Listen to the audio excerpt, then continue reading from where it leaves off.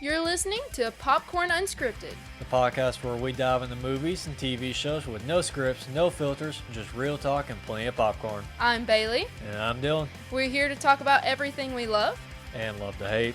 in pop culture. So grab your popcorn, Sit back. and let's get this show started.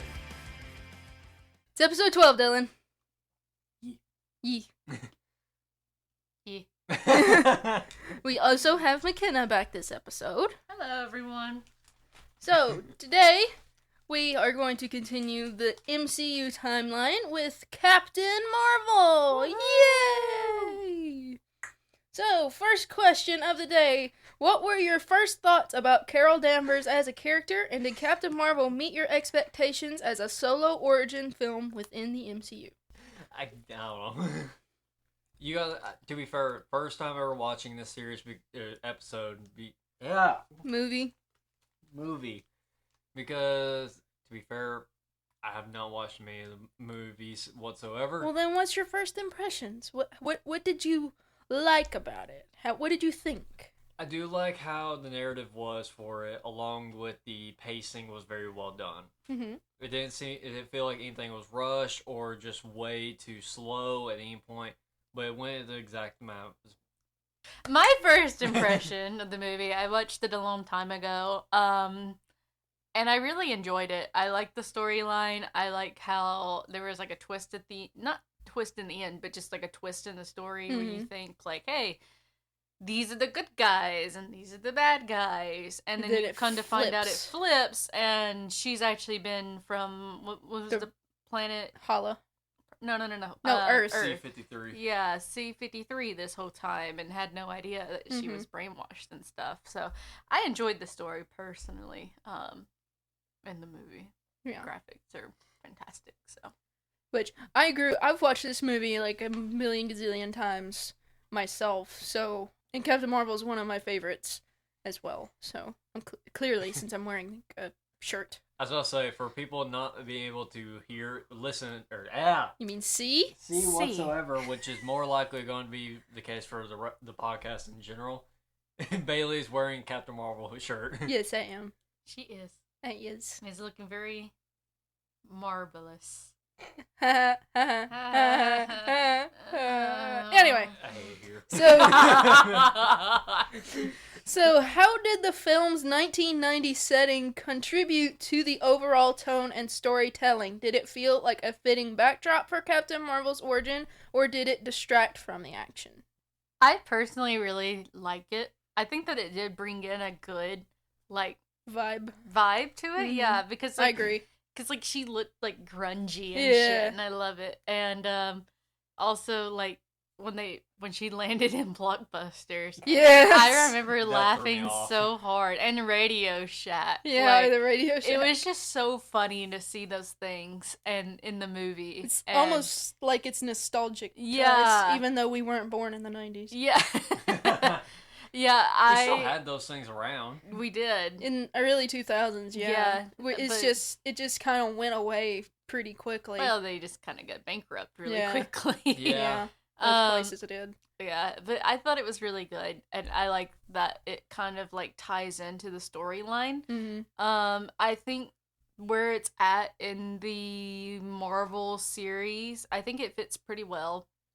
Coming from Captain America to Captain Marvel, Mm-hmm. and it kind of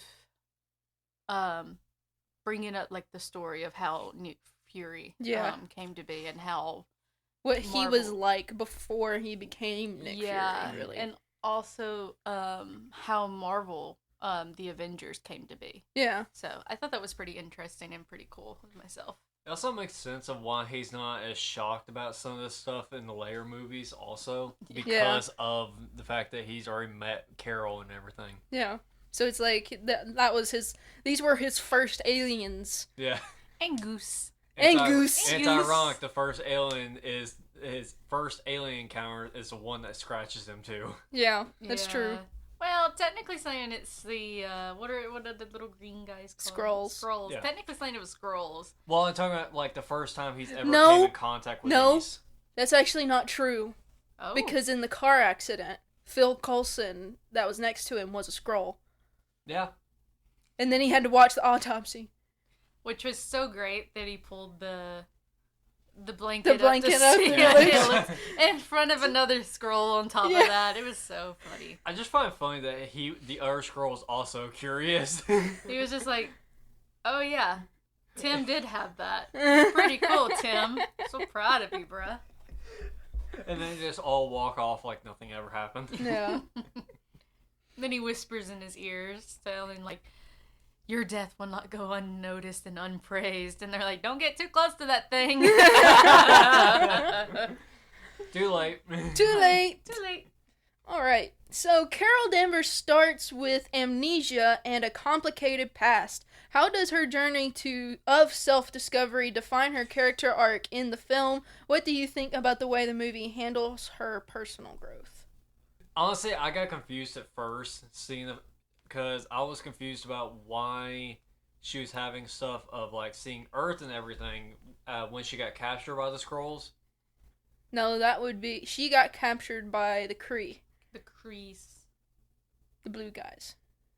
I'm talking about the beginning of the entire movie. Yes. When she was upside down, they were going through her memories. Oh, Oh, yeah. yeah. Yeah, what I'm that's the talking about. scrolls. Yeah, when they were going through her memories, and it was just mainly life on Earth, and I was so confused along with the Skrulls, like, huh? Mhm. Yeah. Like, why are we seeing these? Yeah. And watching it again today and knowing like Mhm. how the movie was going to go, I looked at Carol like she was like a bad guy. Like I didn't look at her as like the good character in the movie Yeah. in the beginning because I was like, because I knew. Because you knew, yeah. I knew. And I was like, man, she's just a bad person right now. And then I see her, like, I started, like, cheering for her to finally start figuring it out. Figure it out, Carol. Figure I'm like, it out. hey, listen, this isn't my first time watching it, but, like, I know how it ends. I need you to hurry up and get there. Because right now I'm not liking you very much. Let's move on. Let's move on. Let's get to the good parts. Come on. Yeah, it just kind of it really confused me because at the beginning of the whole movie, she had blue blood coming out of her nose. Mm-hmm. Yeah. But then, and that flat in the memories when they were going through her, she had red blood, and Yeah. it's just like, Well, wait, that's what? because the Kree altered her memories. Yeah. Not to mention, the blue blood or Because the memory was altered to think that she was already Kree at that time. I Yeah. mean, like the blue blood when she was When she was at the crash, yeah. no, it wasn't at the crash. It was when she was doing that spar with the guy. Yeah. Because when he punched her in the nose, there was blue blood. But when Yeah. they went through her memories, it was red then. Because that's what Yeah. confused me. Because when they took her back to Hala, they did a blood transfusion. Yeah. And it was his blood, and he is Kree. So she now has Kree blood inside of her, which is why her blood is blue. Yeah. So Carol's Bling. powers evolve throughout the film. How does her struggle with her powers reflect her inner conflict and her growth into the superhero she becomes? Is it just about gaining strength, or does it represent something deeper? I think personally myself, I think like in the beginning she didn't have like a lot of like confidence in herself because she was listening to everyone else tell her like, oh, you can't let your feelings get in the way, or you can't feel a certain way because of your powers. But then we also saw her flashbacks where people were like pretty much like Doing the same thing. doing the same thing to her. And then at the end of the movie, she was like, you have no control over me. And was just like... And then you see the memories of where she actually got back up and tried again. Yeah. So I think it shows, like, she was manipulated in the beginning, and it shows her, like, coming out of that manipulation and truly being herself. And Mhm. herself is the strongest form that it can Yes. be. Mm-hmm. Not to mention, it does seem like once she broke that device, she was able to fully control it after that. Well, yeah, because that device was limiting the power that she had. Yeah. Which is why it broke when she was like, wait, I have more power than I realize. I'm stronger than I think. I've Well- had one hand behind my back this whole time. Exactly. And now Well, it's like I'm free. Not to mention, that limitation also is what caused her to get used to the powers to begin with. Because, I mean, you gotta think, just even the smallest amount of that power, you're going to get used to it really quick. Mm-hmm. So her just doing Which that even when continuous she was amount every single time, she's definitely used to controlling it at that point. Yeah. Which even when she was in that fight with all of the Kree there in the ship, she was struggling to use her power because she was just like, "Oh, I just unlocked all of this. I don't know how to do this now." Yeah. Well, also she She was trying just to. flying around everywhere. To be fair, she seemed more control of it during that fight anyway. It's just that she was just taken aback of all the capabilities it's able to do. Yeah. Like the strength behind it. Yeah, Yeah. the strength. like when she started flying using it upright with her arms. It looked like Iron Man almost. Yeah, it's like, I don't know what kind of weapon to compare it to. So it's like she was using like a pistol at first, and then she then got a stronger weapon like an AK or something, Yeah. and it's kind of just knocked her back a little bit. Went to a little pistol to a ray gun. Yeah. A pistol to a ray gun. Yeah. That's probably the best analogy for it. Oh yeah, for sure. So, a big theme in Captain Marvel is memory and identity. How do you think the film portrays Carol's search for her true self? How important is it for her to reclaim her past, and what does it say about identity? I think it does a really good job, especially seeing the fact that she's constantly having these flashbacks of her past that she just can't wrap her head around because it contradicts of what she's known. What she's been told, yeah. And what she's been told on Hala. So when she's back on Earth and now finding all these places from her memories, and then just seeing these vague instances of it, like in the booths and the bar and everything, singing in front of the karaoke machine and all that, it puts in mind of like, I know where I'm at, but at the same time, I don't fully remember where. Yeah. Yeah. It was like she was fighting against herself. It was like, am I Carol or am I Veers. Veers? Mm-hmm. And at first she was like, well, I'm Veers. And then when the little girl came in and started showing her stuff, Yeah. I think she realized then, like, I'm Carol. Like, Yeah. I've always been Carol, but it's just been hidden from me this whole time. It's been And, suppressed. Yeah, it's been suppressed, and she finally just became Carol again. You could just tell in the beginning, like, it always felt like she was just kind of forcing, like, a smile or forcing herself to be funny, and that she couldn't pick on, like, her colleagues without them getting all, like, messed up and mad. But, like, she could do it with, like, Nick Fury and with his, what's her name? The friend. Oh, crap. I You know. shouldn't have asked me that. All I know is her last name was Rambo. Yeah. Yeah. Yeah. But, Monica Rambeau. Monica Rambo? no. Maria. Maria. Maria. Okay. Maria Where Rambo. did I get that name from? What'd Anyway. you call her?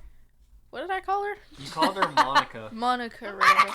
I thought that was it, honestly. No, it's Maria. It's Maria. But no, like, you could also see her, like, being able to pick on Maria and stuff like Yeah. that, and you could just feel, like, more of a friendly Yeah. family vibe compared to when she was with the other people. Yeah. It was like she always was almost- monitored. Yeah. Yeah. It was almost like it was a coping mechanism for her. Yeah. But I'm the same way. I use humor to cope with whatever I'm dealing with. Yeah. I use random sounds to cope with my pain, apparently. Apparently, yeah. Oh, Christ. So, Segue past that So, we're just gonna scoot on by that. Jan Rog, which I believe. believe is played by Jude Law. Jan Rog, that's the Can you guy's repeat the name. question? I'm sorry. I'm trying to start the question. I'm trying to explain to you who this character is. Oh, Jude Law. Yes. Jan Jan Rog. Mm-hmm. So he is presented as a mentor and an antagonist. What do you think of his role in Carol's life? Does he truly serve as a villain, or is he more of an obstacle in her path to self-actualization?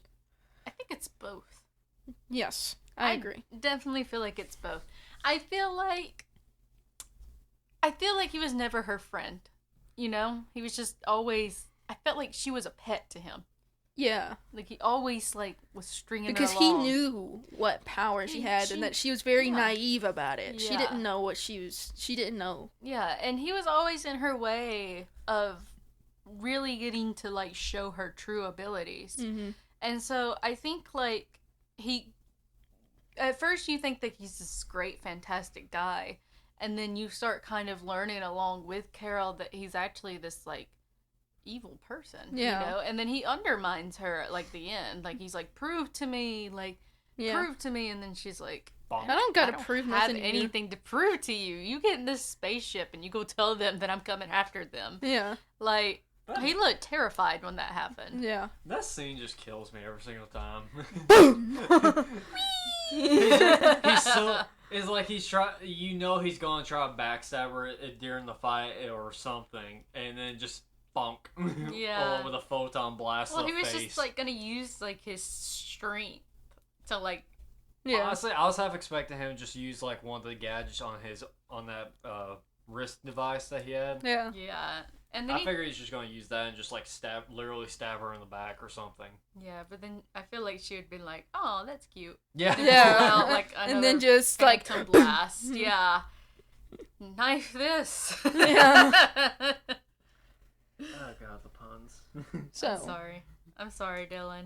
So, how does the movie blur the lines between who is truly good and who is bad? Are the Kree and Skrulls more complicated than the typical hero-villain, I don't know how to say that word, but...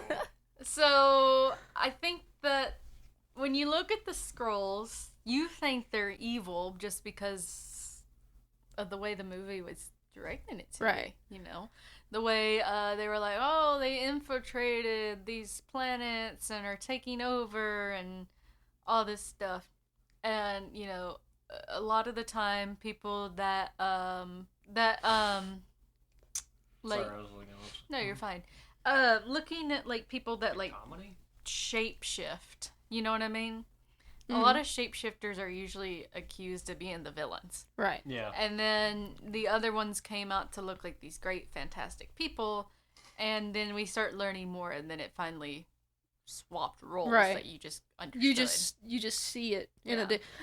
it goes to show what perspective can do to your beliefs in a way. Well, we getting deep. Alright. But I mean, it's true though. That's the way it was in is. the movie. It's like she had this one perspective. All she knew was the Kree's perspective of the story, and then as time went on, she then saw the Skrull's perspective, and she was like, "Wait a minute, the Kree is what's wrong, not the Skrulls." Yeah. And so her perspective changed, and then therefore she changed sides, and so that just, yeah.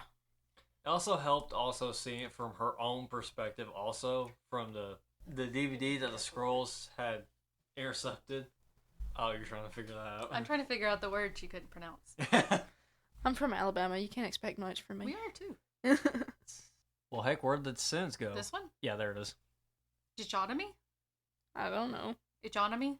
I don't know what it means, but I think that's how you pronounce it. I don't know. Let me look at this up. Look this up. Let me But, I look mean, at it this. does seem like that also challenges her. If you can see it from her perspective, also when you actually they play that disc of her last transmission from the black box. Yeah, the black box. So you get to see it also from her side of what actually happened when of what all happened when the they crash tested the engine and everything. Mm-hmm. Dichotomy. Dichotomy. Okay. Dichotomy. I'm gonna get closer to the mic. Dichotomy. When there are two ideas, especially two opposed ideas, like war and peace or love and hate, you have dichotomy. Okay. I just never heard it described that way before. I've never either, but look, we learned something new today, kids! Yay! Oh, this is starting to get deep. It says, what's dichotomy in a relationship? I have to close this out before my fiance looks at this. Woo! Sorry, babe. Okay. Anyway, My dad's. we going to move on. So, the movie presents the Kree-Skrull War in a unique light. How did the Kree and Skrulls differ from the typical alien conflict in superhero films? Was it more about politics and perspectives than good versus evil? I don't think there was anything really about politics. Yeah, to be there's honest nothing with to do you. with politics. In my opinion, in my personal opinion. Because honestly, it also makes you think of there's a fly. It also like Mr. Mahogany over here. Mr. Miyagi. Over here catching flies with his bare hands. no, that would be having a- chopsticks for him. Yeah. I Because ain't he skilled catches... enough to even use chopsticks fully. I'm not skilled enough to even look at chopsticks the correct way. Anyway. Anyways, I'm sorry. I But apologize. it doesn't seem like there would be any politics in this with this at all whatsoever. Mainly because why were they even terraforming the planets anyway if they kept dropping warheads on it? I honestly see it I because... do too. I was gonna say like a dictatorship is Yeah, what I think because the of. Skrulls didn't want to be under Kree rule. So that's Yeah. why the war happened in the first place. Yeah. So just wipe them all out then? well, Yeah, they I were think gonna... I think history has made it very clear Yeah. that some people just True. want to wipe them all out. Yeah. Yeah. I think unfortunately we've seen that in history throughout the years. Yeah. I don't think the movie like fits onto politics. Not But necessarily. I think like, There there is- is a little bit of politics. There in is a it. little bit, yeah. Okay. But Because the Skrulls are just trying to find a home. yeah, they just want to be like Stitch. But they don't want to be under Kree rule. They just want to be like Stitch. Yeah. Yeah. They want to find their Ohana. Ohana. Ohana. Okay. Because we can see how like destroyed the planet is when they first at the beginning of the whole movie that they go to see where the Skrulls have been keeping the spy Yeah. Yeah. and like how much damage they had caused that planet Mhm. where it's uninhabitable. Where they were basically. hiding and stuff, yeah. Oh. What? I was telling him to come closer to the mic because I noticed like it looks like he's really far away from the thing. Because he is far away from the thing. Yeah. Yeah, Sorry. it's for good fun. It's fine. We got closer. Anyway. Oh. Anyway, so Nick Fury plays a big part in Captain Marvel. How does his dynamic with Carol Danvers shape both of their characters? How does Nick Fury's character differ in this prequel? And what do we learn about him that sets up... Well, you can't just answer the first question. Well, Nick Fury in this movie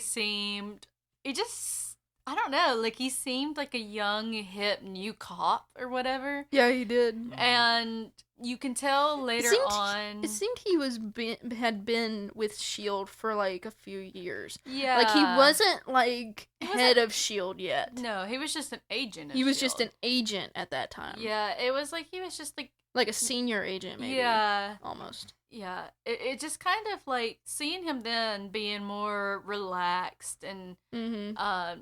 Not so stressed. yeah, and also kind of being more open-minded to stuff, Mhm. you know, like at first he was like, absolutely there's no such thing, Mhm. space girl, all right. Yeah. Watches her shoot a photon blast. out Yeah, of and then his he's fist. like, See her weapon? yeah, he's like, did No, you I see didn't. this? But watching him go from that to some of the other ones, like everyone just looks at him and was like, wow, he's just so rough with people. Yeah. But in this movie, he's just so like bubbly and bubbly and fun and with the Cracking cats, jokes. you know, Yeah, with the like loving cat. on the cat. Who knew Nick Fury would be a cat lover? Who would have thought? Who would have thought? And then the cat left a everlasting impression on him for Yeah. the rest of his life. I Unfortunately, say, really probably did. Depends also now how he feels about cats. probably still loves them. I mean, Probably he kept that one in the Well, office. He kept it in the office, had a little bed for it and everything. Yeah, Yeah, he probably holds like a little bit of resentment for taking his eye. he's probably not like picking him back up again, but Yeah. and getting in his face like he did that last time. Yeah. Yeah, that was kind of a big mistake, honestly. Yeah. Not even then a again- normal cats like that. Then again, he My was cats do. born in Huntsville, Alabama. Yeah. Represent, man. Well, we're not from. We're not. We're like a while out of Huntsville, but Yeah, we're not like in Huntsville, but we're We're around. We're around that area. We're around. Yeah. Like, I work in that area, so, Yeah. like, when I heard it, I was like, woohoo! Represent! Rocket City! Rocket City! I bet she used that ship. Oh, gosh. Anyway, so do you I think... think the tire from the massage there is catching up. Dude. Yeah. Oh, I guess I kind of need to explain this a little bit. I went to the gym like an idiot. Sunday. Sunday.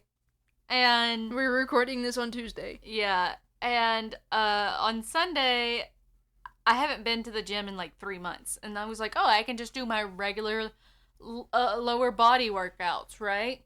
So I work out using the exact same weights that I used to, and I did 3 exercises. I usually do 5, but I was like, I can't do it. After that third exercise I was doing, I was like, nope, I'm done. Treadmill, I'm done. And I took my butt to the treadmill and walked for like 30 minutes. And I left, and then Monday I felt it, and then today it was horrible. And Bailey is like, I'll massage your legs, and I'm not going to turn down to be touched by Bailey. Come on now. She has very soft hands. And so Bailey was massaging my legs, but I kept like moaning and groaning and bitching and kicking the whole time because it hurt so bad. And now I feel better, but now the back quads are hurting and my glutes are hurting. The front quads are great. The backs, no, it's not feeling that great. Sitting down feels so much better. My back quads are not very happy with me right now, though. Yeah, so probably a good amount of energy just went down the drain. Oh, I was smelling eucalyptus. It smells so good. I was laying down. I was chilled. I was like, oh my God, I can actually lay down and not cry. This is so great. And now I'm like, I want a nap. Anyway, Sorry. so Christ. do you think Fury's relationship with Carol serves to humanize him, or does it add more complexity to his role in the MCU? I feel like you can answer the first part of it. Somewhat. I mean, to be fair, he, regardless of movie, honestly, he always felt humanized regardless in each one to me, honestly. Anytime I've seen the man. Mm-hmm. So this one just put a different spin on the character that from his earlier years in the field of S.H.I.E.L.D. before all this, like, dealing with gods and all this stuff. Mm-hmm. Yeah. I think, like, he's always kind of had that personality, but he's always had more of this, like, I have to be super strict personality, but this one shows more of, like, a bubblier side. Yeah. And it feels nice to watch him like this, but I also feel like he's seen a lot of crap to turn him into that person. Mm-hmm. So, I mean, I kind of understand it, you know? Mm-hmm. I mean, especially seeing the fact that dude's been basically taken off the planet and basically held at gunpoint also by Yeah. very advanced technology that he's Mhm. never seen before. Yeah. Yeah, I don't think anything after that could probably top it. Oh, absolutely. Granted, there might be different new feats that he'd be surprised about, but he's not gonna show it anymore. Mm-hmm. Alrighty then. So, Captain Marvel is steeped in 1990s nostalgia. From the music to the pop culture references, how did these elements enhance your viewing experience? Did it feel like a tribute to the 90s, or did it serve a more narrative purpose in shaping the characters and story? I think it fit perfectly. Hmm. First of all, the music. The music. The music! I love it. I loved it It's so so much. good. Bailey's trying to find a soundtrack earlier. I She was. was. And if she finds it, I need you to send that to me, please. Because Yeah. I will play it. I could probably find like the actual soundtrack on Spotify, but the soundtrack I was finding was actual like movie music, Oh, yeah. I bet. like the orchestra $10. music. I bet they have a record of just the Captain Marvel songs. No? I looked. By saying knowing Bailey, she's probably looked everywhere. I've looked on Amazon. I even looked on the Disney Emporium. I've looked on I was eBay. about to say, I even looked on Etsy. I haven't looked on Etsy though. She's got everything. For dude. real. It's crazy. It's like it's like a fancier version of Temu. It is. Or the TikTok shop or whatever. Yeah, it actually is. Depends on what way you look at it. More so TikTok shop, since there's a lot more homemade stuff on Etsy than there is. I mean, there is Temu. a lot of homemade stuff on TikTok shop, but I know, that's why I said it's more like TikTok shop than it is Temu. Yeah. That's true. So, what are Pulled your up thoughts? PNGs and apparently the soundtrack for Super Mario 64. Yep. What? Super Mario 64 soundtrack, a vinyl, along with a Coming In From the Rain also. Nice. And then just a bunch of cutout stickers and stuff like that, but no vinyl whatsoever. That sucks, dude. There's a logo sticker for a decal for your car. Nice. My mom made me a decal, and it said if you can, don't be in the zoom lane if you're not gonna zoom. I remember that. And I never put it on, sadly. I wanted to, but I felt like I was gonna get arrested for just having it on there. Alright. Captain Marvel has some memorable action scenes, especially Carol's final battle. How do you think the action sequences compare to other MCU movies or other movies in general?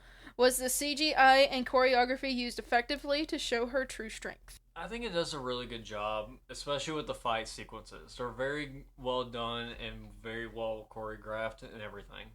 Along with adding the CGI in a way that makes it so perfect, too. It doesn't look out of place or anything. Mm-hmm. Yeah, I can agree. I love the fight scenes in this movie. I've always had thought that Captain Marvel was very OP. And so she is. She's Most very definitely. OP. Yeah. And just for her to, like, just show out in the very beginning of her learning, like, her powers at the end and everything was, like, amazing. And the CGI in this movie, I love it. I think it's so pretty. Mm-hmm. It really is. The colors are amazing. Yeah, I love it. Compared to some of the stuff now, that's a lot better. Oh, yeah. I wish they would have stuck to stuff like that. But I also think they had a very big budget for this as well. I actually don't know what the budget was for this movie. I'm very curious now. I'm sorry. See, I'm terrible. I bring up stuff and then we have to look it up and... It's fine. I can just cut it out, splice it together. It's fine. Okay, we're good then. That's what I have to do with mine and Dylan. $152 million. Yeah. 152. That's not a bad budget. You act like 152 million's like chump change. Well, heck of the Because if you look at most of the movies made today, most movies are made with bigger budget than that. That's true. Well, it says the budget was 152 to 175 million, but at the box office it made 1.131 billion. Mm-hmm. So it blew out its budget. Oh yeah. Jesus. No, it made the budget back. I do want to say this too. I think this movie Well, I mean, it blew past its budget by a long shot. Yeah. I think this movie was also kind of in tribute to Stan Lee, because I think It this was was? his Yes. last movie It was that he his- was in, so it needed to be really, really good. It was, because on the DVD at the beginning, when they do like the Marvel scroll, Yeah, it has Stan Lee in it. Yeah. But yeah, that was his That was last one of his last appearance, ones. and I think like they were like, we have to do Fantastic on this movie because this is his last. Because they appearance in this understood how movie. important it was. Oh yeah. Okay. Because I loved that scene on the bus where do she too. pulls the paper down and she sees him. He just smiles up at her and she's just like, She just smiles back at him. smiles back at him and then just walks on. It's so sweet. It's so sweet. That's probably one of my favorite cameos aside from the one in Civil War where he's delivering a package to the Avengers campus and he's like, I'm looking for a Tony Stank. I remember that. It's, I think miss I him. like the bank scene from Spider-Man. Oh yeah, that's a good one too. What And does there's that man also- not have a funny cameo? And there's also a cameo in Iron Man where he's surrounded with women. Yeah. Yes. Looking like the Playboy. Yeah. Oh, he's so funny. He's so funny. I miss him. He's Stanley was something else. He was. But anyway, so the movie balances action with personal moments. Do you think this balance worked, or would you have preferred more focus on one aspect over the other? Hard questions. It is a very hard question. Yeah. I don't, personally myself, I feel like it stuck to the storyline pretty good. I think it did too. I feel like I wouldn't have changed anything about the storyline or where its direction was going or or what the main issue was at all. I think I would have kept it the same, honestly. Now, listen, I don't read the comics, and I know it's probably a lot different than the comics itself, but... Well, of course. Yeah. I mean, they're always going to make changes from the comic wise. Yeah. Because some stuff just doesn't fit the Which continuity. and they just take out some certain things to make the movie flow better as well. Yeah. But I think just overall as a movie, just outside of the, the comics, it's a good movie. I think it flowed really well, and it brought more questions that Marvel fans had and brought it to life and made people not have that question anymore. Yeah. Especially seeing the fact that it did stick with the main story. It didn't deviate. I don't know why I said deviate. Deviate? It's because I mixed two words together. We love deviating. But it didn't deviate from the story off to a different side plot that took over most of the movie. And then it's like, okay, we're going to go right back to the main part like nothing ever happened. Now you have me confused. Like some movies do a lot of times. They'll have a main plot and they'll have a side plot at times. Yeah. And it seems like they divert more towards the side plot and then go right back into the main plot like it never happened. It's like a side quest. Yeah. Yeah. Yeah. Yeah, they took a long side quest and then it's like, okay, this side plot never happened, by the way. Story. Yeah. Yeah, we never deviated from the main story. I know, to bring up something really funny really quick, because it just made me think of it. I was watching Blue Exorcist, the anime, and I was telling Dylan, because he's not watched it, I said, listen, when you get to season 1, you have to stop at a certain episode. Or it finishes all the way out in season 1. But apparently they weren't supposed to make, any more episodes after season 1. Mm-hmm. Well, they ended it on season 1, but then they had a season 2, season 3, season 4, and, continued the series, right? Mm-hmm. So you actually have to stop watching season 1, I think on, episode 6 or episode 7 to understand the rest of the storyline. But if you watch, all the way through season 1 and then go to season 2, you're going to be like, what the crap are they talking about? And there's no, explanation. You have to look it up to understand. Yeah. And you're just like, what the crap happened? It changes the whole story. Yeah. And you're just like, what? Okay, whatever, cool. Why? Why you do this to me? Why did you change it? I get it. I get it was supposed to end there, but,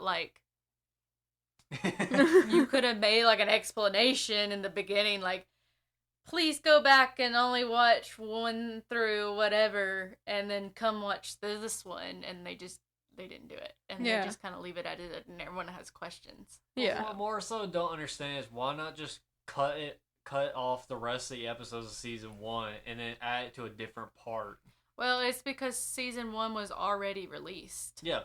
And it was, I think, 5 or 6 years later, they decided to continue on with the story. So, it already was, finished, done, completed, project done. And then they decided to bring it back later on, and then they had to pretty much start. They couldn't just, start over. Yeah. Because there was already a Blue Exorcist. They just had to continue off from another part. Yeah. But you're just sitting there huh? I remember turning and looking at my fiance. I'm like, what happened? I thought that he turned to this, and I thought this happened. I thought that happened. And he's like, yeah, ignore all that. I'm like, what do you mean ignore all that? I'm like, I can't just ignore it. We just watched the last episode. What do you mean ignore it? He's like, yeah, you just kind of have to ignore it and act like none of that happened and then continue on with the story. And I'm like, why didn't you stop me at that last episode? He's like, I thought it was season 2 and that last episode was. I'm like, oh, God. So, Yeah, it was just really weird that they did that. But yeah, anyway, that's my little side thing to continue on with Dylan's side thing. rant. Yeah. Yeah. Because, I mean, it pertains because some stories do that. Basically, like what she was saying, and also they, in movie format, they always do, like, sometimes a main one and a side plot. Mm-hmm. And it seems like they go towards the side plot more than the main story, and then go right back in the main story like nothing ever happened. Mm-hmm. And then it just throws off the entire flow of the entire movie with the pacing, the characters knowing stuff that they didn't know already beforehand, and yet it has no clear reason of why they know this now. Mm-hmm. Yeah. It's just that it throws a wrench in the entire storyline. Yeah, it does. So, the film sets up her power level as being near godlike. Does this make her a stronger addition to the Avengers team, or does it raise concerns about how she'll be balanced in future films? She is very OP, so I mean... She's OP as crap. She took Thanos' ship out in just one go. Yeah. I mean... Would I be daft to say her in later films without like nerfing her too much where it makes no sense of why you nerfed her that bad? I feel like in a way you could put her with the Eternals. Yeah, because the Eternals kind of are at a similar power level. Yeah. Which they are also kind of like gods. Here come the power scalers. But, you got, like, Thanos' son is now joining with the Eternals, and, they do, like, space stuff and visit different planets.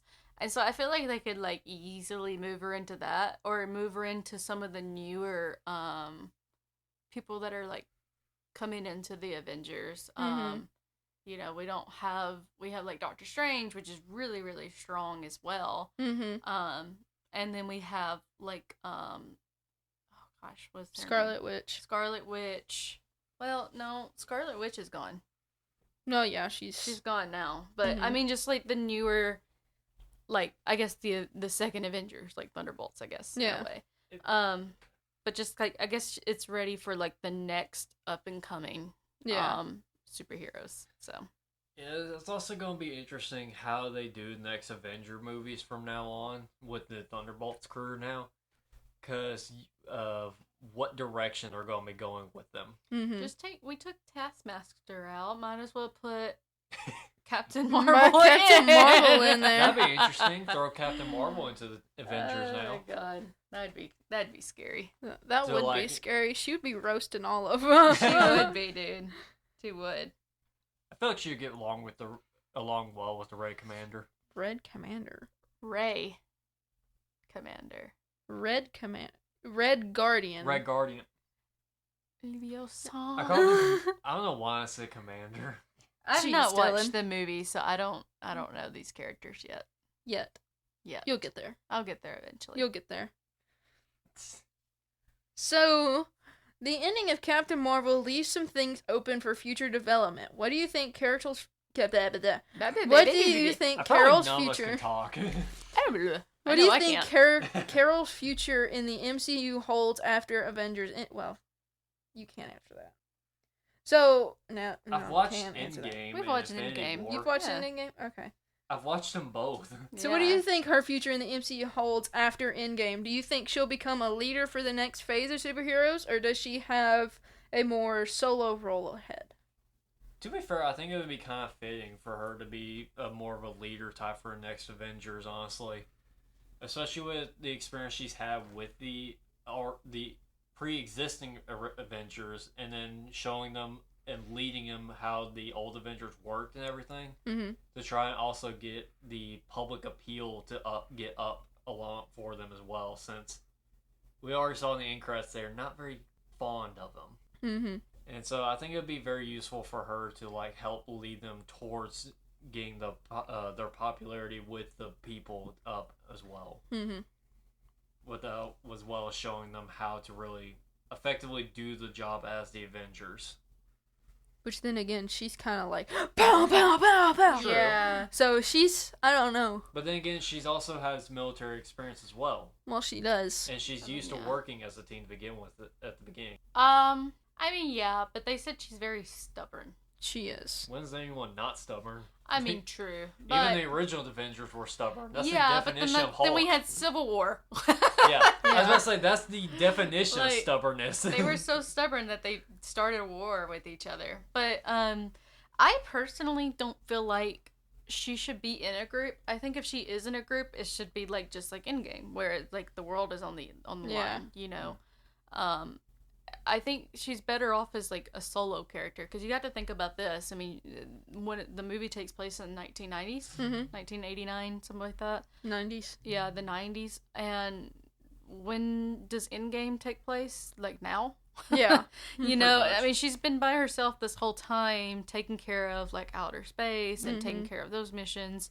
And I mean, now she is in a group with, you know, the show, The Marvels or Yeah. whatever. I mean, she's in that group, but I've not watched it to really know if she is really good in that movie or whatever. Which I think that's the second one, isn't it? It is. Yeah, Yeah. I haven't watched it, but It takes place after Endgame. yeah. So I mean, yeah, she could definitely work with a group, but I feel like she would be too used to working by herself.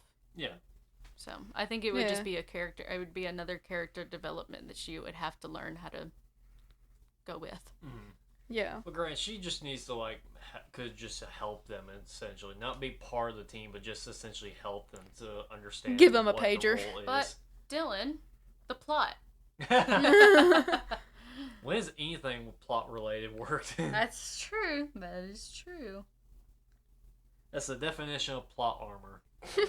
So, to kind of wrap things up for this episode, so Carol Danvers is not your typical superhero. How do you think she challenges the traditional superhero mold, and what makes her stand out among other characters in the MCU? I think, for one, it's very interesting of how she got her powers. I mean, she didn't even realize that that was going to happen, Yeah. and didn't even understand what was She didn't- happening at all. She yeah, just kind she- of got thrown into it. She didn't Yeah. really Yeah. understand what power was in the engine to begin Yeah, with. I mean, she didn't understand any of it. She was just kind of just there Kind to of just help. all happened at once. Yeah. I think that she's gonna play a very big part. I mean, obviously, she's gonna be playing a very big part in the Marvel universe. Mhm. The question is what part is she going to be in? Yeah, like what part is she going to play? Yeah. Like, because I feel like all the people have like different areas that, you know, they're in. Like the Guardians of the Galaxies are in they're in the galaxies. Yeah. Yeah. The Avengers are on Earth, and then like the Eternals, they're like on different like planets and like doing stuff out there. And then you have like Thor, in a way. Like, I mean, I think he's done now though, right? He's like a retired or whatever in Love and Thunder. Oh well, he plays with the gods, you know. Like, well, Actually, he doesn't. So what Because happened to him anyway? I I know actually he's don't remember. It's been a while since I've watched Love and Thunder. Yeah. Well, I know like his Oh no, he has a daughter now. yeah, he has a He daughter now. he had adopted a daughter, and they go and do stuff together. Yeah. So, I mean, in a way, like, it kind of is just like, what scope of Marvel is she going to be in? You know, is she going to be with the Avengers? Is she going to be with, like, the Guardians of the Galaxy? Or is she going to be with the gods? Or Is she gonna be on her own? is she going to be on her own? Is she going to be somewhere we never even heard of? Like, I think that's kind of the whole thing for me personally. Even, I mean, Black Widow's with S.H.I.E.L.D. Yeah. I mean, it's just like, you know, So even on there, it's all different in that category as well. yeah. So there's really no telling what they're going to really do with her as a character. Because there's so many different things that she could fit into, but at the same time, there's always going to be something that won't fit perfectly into place. Or she could be one of those heroes that just travels back and forth. She could do a multitude of things. True. Just a traveling hero, basically. Traveling hero. Like a traveling nurse, but a traveling hero. She shows up with 2 llamas. What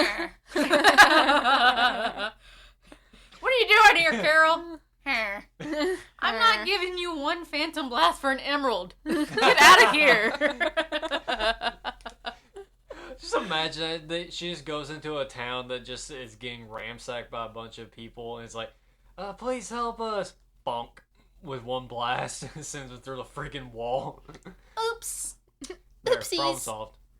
It's like at that point, it's like, at what point do you just get tired and just live for the thrill of the fight? Exactly. Right.